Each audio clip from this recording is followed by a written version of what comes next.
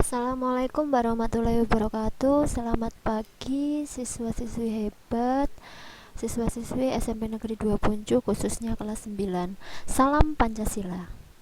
Anak-anakku SMP Negeri 2 Punjuk kelas 9, tidak terasa pada kali ini kita kembali lagi di pertemuan ke-6 ya. Jadi kita sudah masuk di pertemuan ke-6. Masuk juga untuk materi kelas 9, kita masuk di bab 6 ya, jadi bab terakhir di semester 2 ini. Kalau minggu kemarin kita sudah melakukan penutupan di bab 5 dengan ulangan harian bab 5, sekarang kita masuk di bab 6. Bab 4 kita membahas tentang keberagaman masyarakat Indonesia, bab 5 tentang harmoni keberagaman masyarakat Indonesia. Di bab 6 ini kita akan membahas tentang bela negara dalam konteks Negara Kesatuan Republik Indonesia. Ini bela negara ya, bela negara, berani salah ketik. Bela negara dalam konteks Negara Kesatuan Republik Indonesia masuk di subbab A tentang makna bela negara dan subbab B tentang peraturan perundangan yang mengatur tentang bela negara.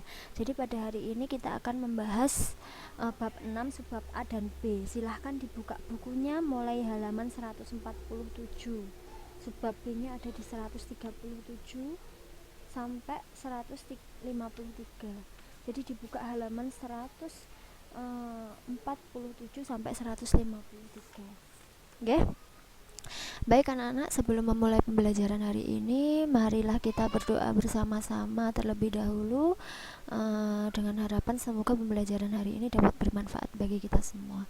Berdoa dimulai. Berdoa selesai. Baik, kita mulai dari tujuan pembelajaran kita hari ini. Tujuannya adalah yang pertama mendeskripsikan makna bela negara, mengidentifikasi arti penting bela negara, menelaah peraturan perundangan tentang bela negara. Jadi 3 tujuan pembelajaran kita pada hari ini harus tercapai. Oke, lingkup materinya yang pertama adalah makna bela negara, kemudian tujuan dan fungsi bela negara sebagai arti penting, kemudian peraturan perundangan yang mengatur tentang bela negara, kemudian bentuk-bentuk usaha bela negara. Ini adalah 4 lingkup materi yang akan kita bahas pada hari ini. Kita masuk di yang pertama, yaitu tentang makna bela negara.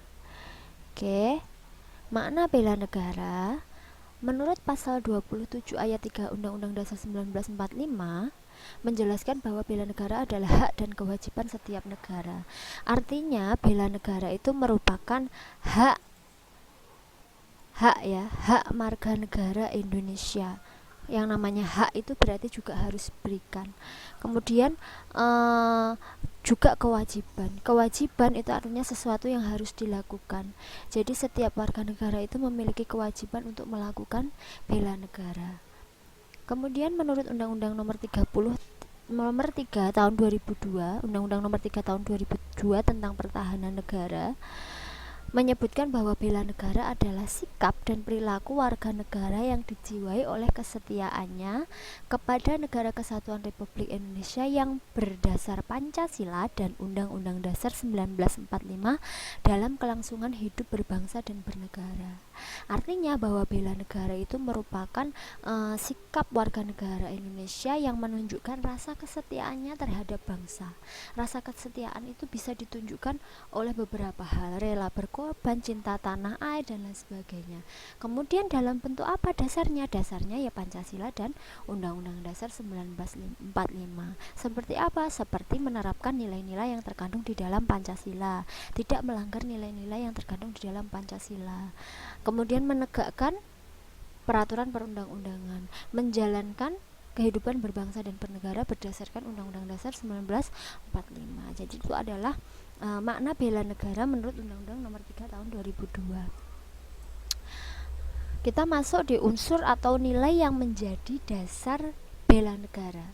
Ya, jadi nilai-nilai yang dijadikan dasar bela negara itu apa aja? Yang pertama, nilai cinta tanah air, artinya rela berkorban untuk bangsa dan negara.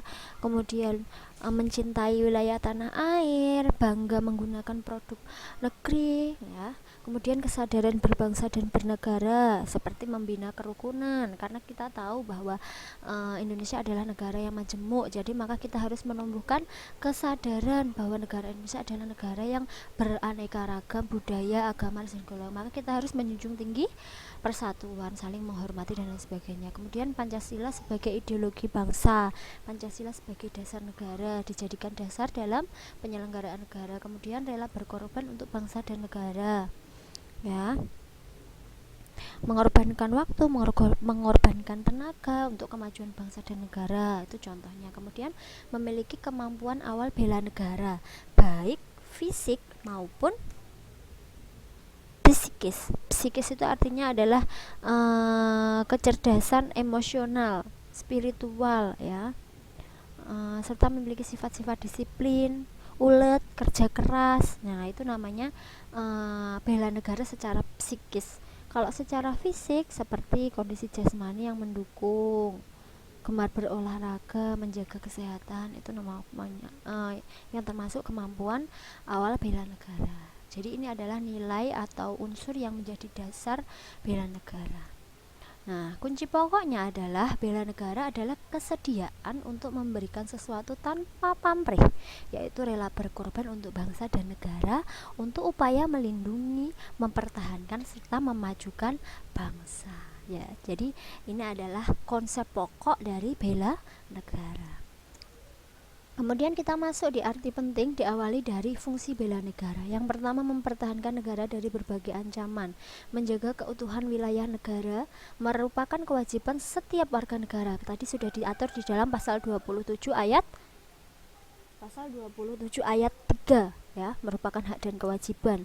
Kemudian merupakan panggilan sejarah. Kok panggilan sejarah? Ya, iya, kita kan negara Indonesia itu negara yang bersejarah, ya. Kita tidak serta-merta merdeka, melainkan ada sejarah kemerdekaan yang sudah kita bahas di kelas 8. Kemudian tujuan dari bela negara, yang pertama mempertahankan kelangsungan hidup bangsa dan negara, melestarikan budaya Indonesia, menjalankan nilai-nilai Pancasila dan Undang-Undang Dasar 1945, menjaga identitas dan integritas bangsa dan negara.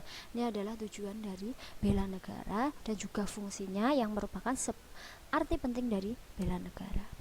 Masuk di bab lingkup ketiga, yaitu peraturan perundangan yang mengatur bela negara. Jadi bela negara itu diatur di dalam undang-undang, diatur di dalam peraturan perundang-undangan, baik Undang-Undang Dasar 1945 maupun undang-undang maupun peraturan yang lainnya. Yang pertama dari peraturan bela negara yang diatur dalam Undang-Undang Dasar 1945. Pasal 27 ayat 3 tadi sudah disebutkan bahwa bela negara adalah hak dan kewajiban rakyat.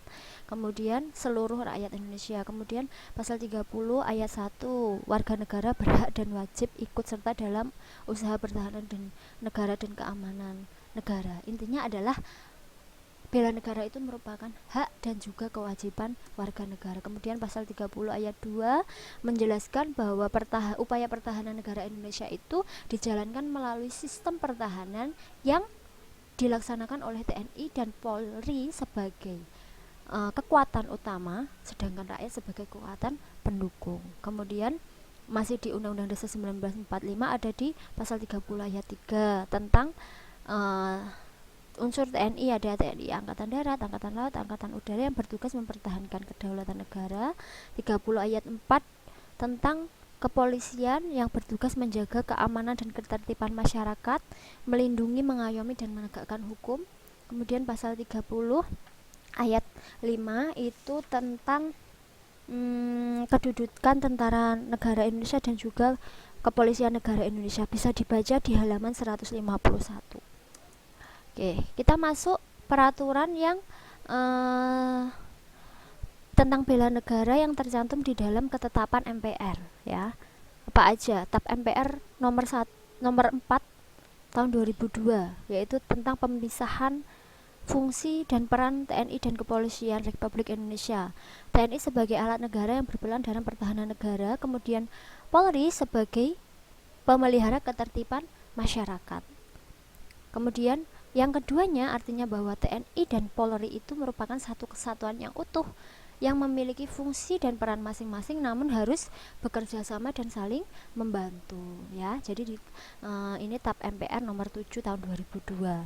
Kemudian TAP MPR nomor Ralat ini nomor 4 ya. Ini TAP MPR nomor 7 tahun 2002 tentang peran TNI dan Polri. Bisa dibaca halaman 152. Hampir sama sebenarnya TNI sebagai alat ya, alat negara yang berperan sebagai, yang berfungsi sebagai pertahanan negara, kemudian menegakkan kedaulatan negara dan sebagainya. Bisa dibaca di halaman 152 sampai 153. Kemudian selain di Undang-Undang Dasar 1945, di TAP ketetapan MPR, bela negara juga diatur di dalam undang-undang ya. Ingat, Undang-Undang Dasar 1945 dengan undang-undang itu beda. Di kelas 8 sudah ada susunan peraturan perundang-undangan yang terbentuk seperti yang terbentuk seperti piramida.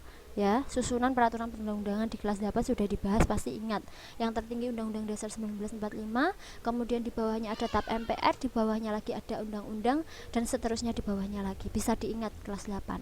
Nah, di dalam undang-undang juga diatur Undang-Undang Nomor 2 Tahun 2002 tentang Kepolisian Negara Republik Indonesia, kemudian Undang-Undang Nomor 3 Tahun 2002 di awal tadi sudah Ibu bahas tentang pertahanan negara, kemudian Undang-Undang Nomor 34 Tahun 2004 tentang TNI, Undang-Undang Nomor 39 Tahun 1999 tentang hak asasi manusia. Loh, kenapa Bu kok hak asasi manusia? Ya, tadi di pasal 27 ayat 3 sudah dijelaskan bahwa bela negara itu merupakan hak dan kewajiban semua warga negara. Itu berarti bela negara itu adalah hak semua warga negara untuk ikut serta mempertahankan, untuk ikut serta dalam upaya bela negara.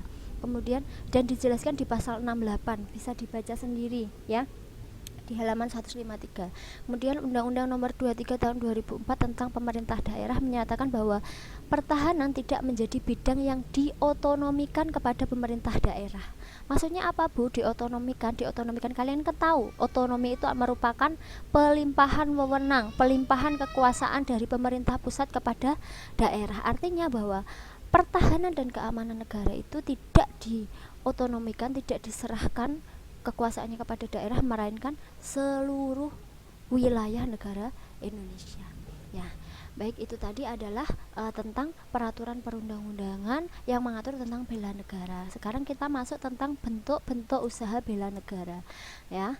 Diatur di dalam Undang-Undang Nomor 3 Tahun 2002 tentang pertahanan negara, pasal 9 ayat 2, bahwa bentuk-bentuk usaha bela negara yang pertama adalah pendidikan kewarganegaraan, pelatihan dasar kemiliteran, pengabdian sebagai prajurit TNI, pengabdian sesuai profesi. Maksudnya di sesuai profesi ini apa? Ya, kalau murid ya murid, berarti belajar dengan giat. Kalau guru ya mengajar dengan sepenuh hati, dengan benar. Kalau TNI ya berjuang untuk negara, bekerja. Intinya pengabdian sesuai profesi itu sesuai profesi kita saat ini, memberikan yang terbaik kepada bangsa dan negara. Baik, ini adalah bentuk-bentuk dan usaha bela negara. Baik, sekian, itu tadi adalah materi yang kita pelajari hari ini tentang bela negara. Kurang lebihnya Ibu mohon maaf. Semoga pembelajaran hari ini bisa bermanfaat bagi kita semua. Ada kalimat menurut Mahatma Gandhi ya, hiduplah seolah kau akan mati besok dan belajarlah seolah kau hidup selamanya. Nah, jadi kalimat mutiara dari Mahatma Gandhi ini bisa dijadikan motivasi untuk kalian untuk terus belajar. Baik, Ibu akhiri pembelajaran hari ini, semoga bermanfaat bagi kita semua. Selamat pagi, wassalamualaikum warahmatullahi wabarakatuh. Salam sejahtera bagi kita semua. Tetap semangat, salam Pancasila.